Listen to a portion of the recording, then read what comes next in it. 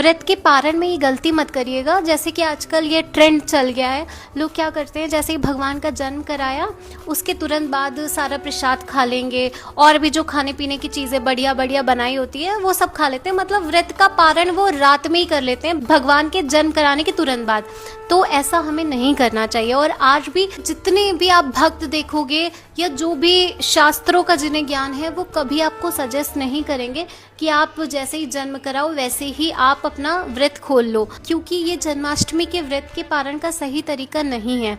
तो अभी तक जो चला आ रहा है वो एक तरह से कुछ लोग गलती कर रहे हैं, तो अब पता चल गया है तो मत रिपीट करिएगा। क्योंकि कुछ लोग कह देते हैं कि अब ये सब बातें समझ में आ रही हैं, पहले क्यों नहीं बताया।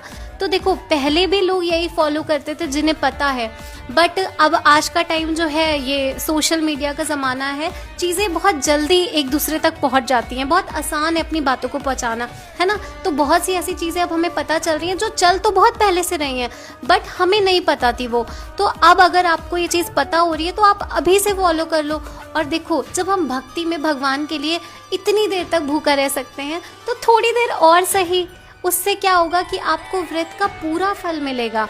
तो आप सबको मेरा सजेशन है, बाकी आपकी जैसी इच्छा हो, कि भगवान का जैसे ही आप जन्म कराइए उसके बाद जो चरणामृत है, पंचामृत है, उसको पी लीजिए, या जो व्रत के अकॉर्डिंग चीज़ें आप पकवान बना रहे हो वो खा लो रात में प्रसाद के रूप में। लेकिन बाकी और जो आपको प्रसाद मिल रहा है, जो आपने अलग अलग पकवान बनाए, वो आप पूरे मन से ले लीजिए, उसको अच्छे से स्वीकारिए और अच्छे से उसको संभाल के कहीं रख दीजिए। और दूसरे दिन 17 अगस्त को सूर्योदय के बाद पूजा पाठ करके भगवान को फिर से प्रणाम करके, क्योंकि भगवान का जन्म हो चुका है, उसके बाद आप भगवान के सामने बैठकर या ऐसे भी उस प्रसाद को ग्रहण करिए और अपने व्रत का पारण करिए।